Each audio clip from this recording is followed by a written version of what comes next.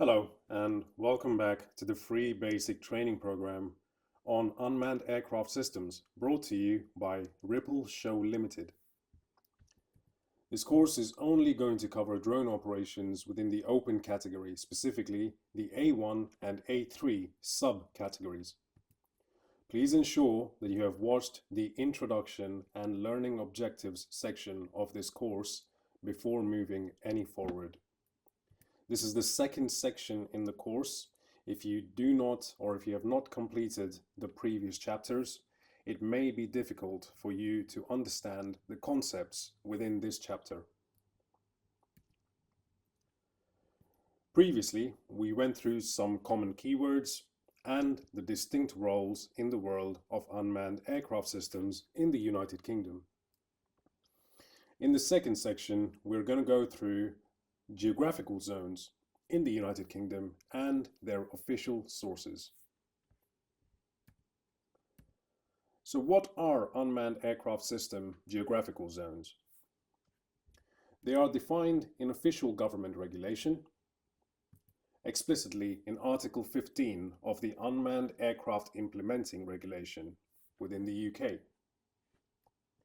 It outlines that unmanned aircraft pilots must respect and comply with the boundaries of the established zones. Essentially, these zones were meant to be used to control or restrict unmanned aircraft operations in certain areas.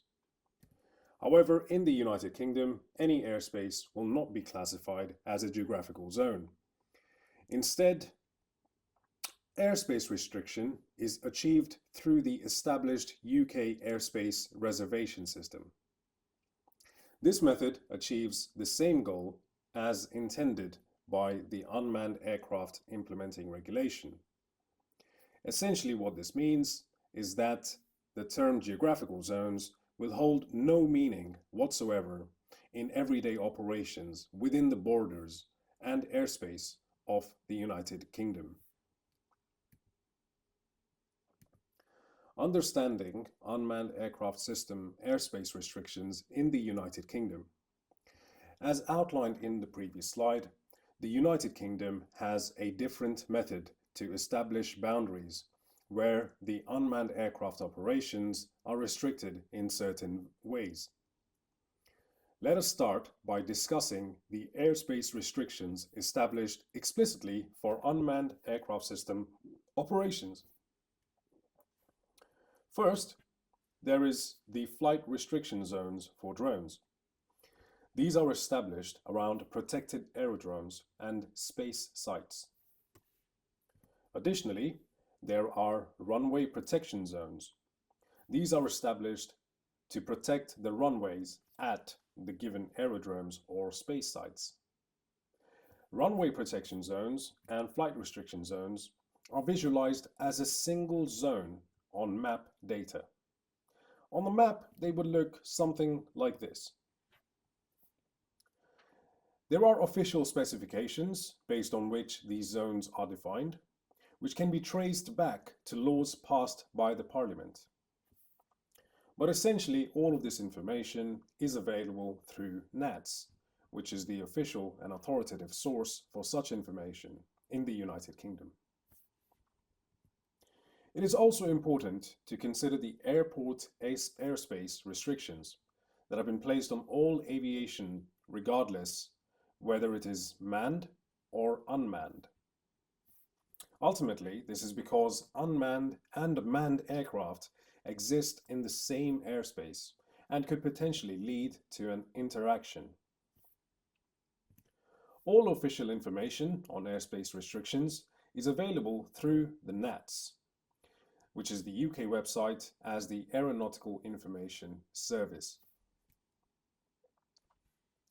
It is known as the Aeronautical Information Service, and all aviation operations must refer, report, and respond to all the information that is provided on there.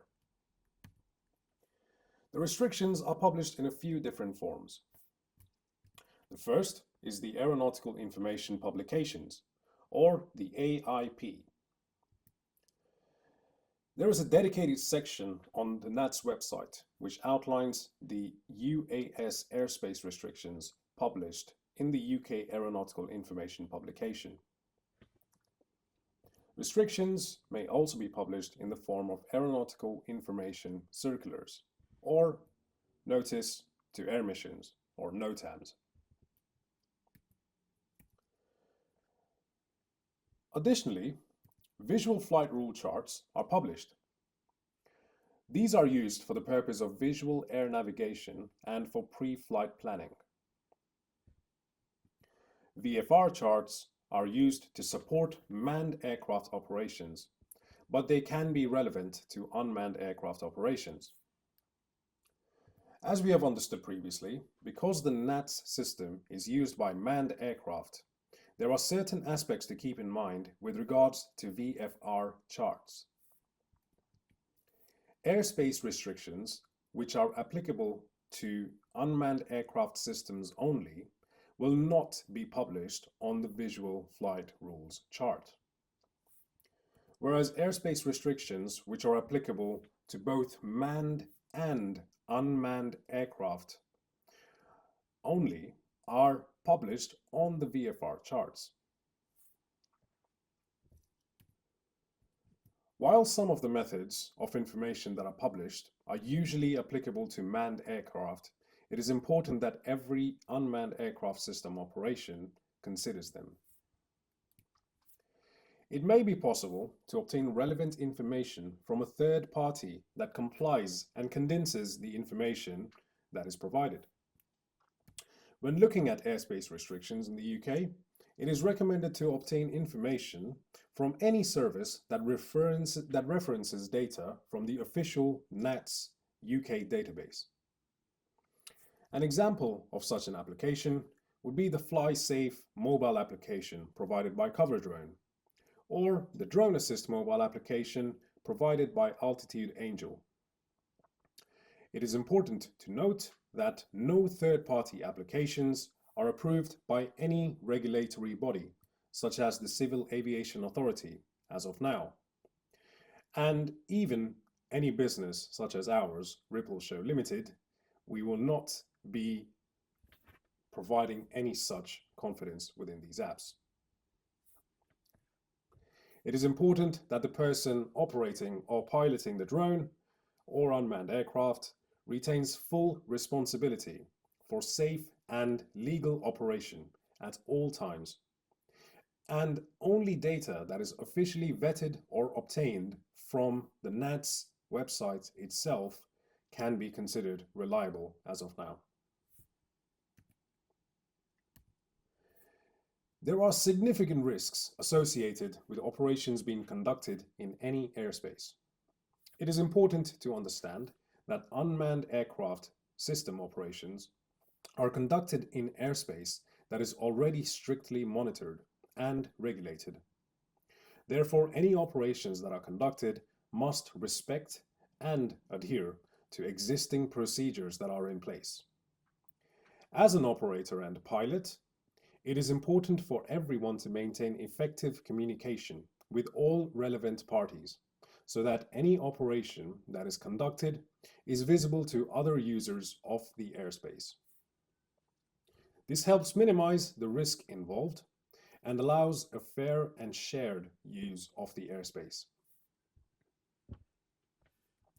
If you feel like there are any questions that have been unanswered in this section, we recommend that you complete the entire course. There are many aspects which this course covers, and it is very likely that you will find your answers as you progress through the course. However, if you still have any questions, you can direct your queries to enquire@ripple.show.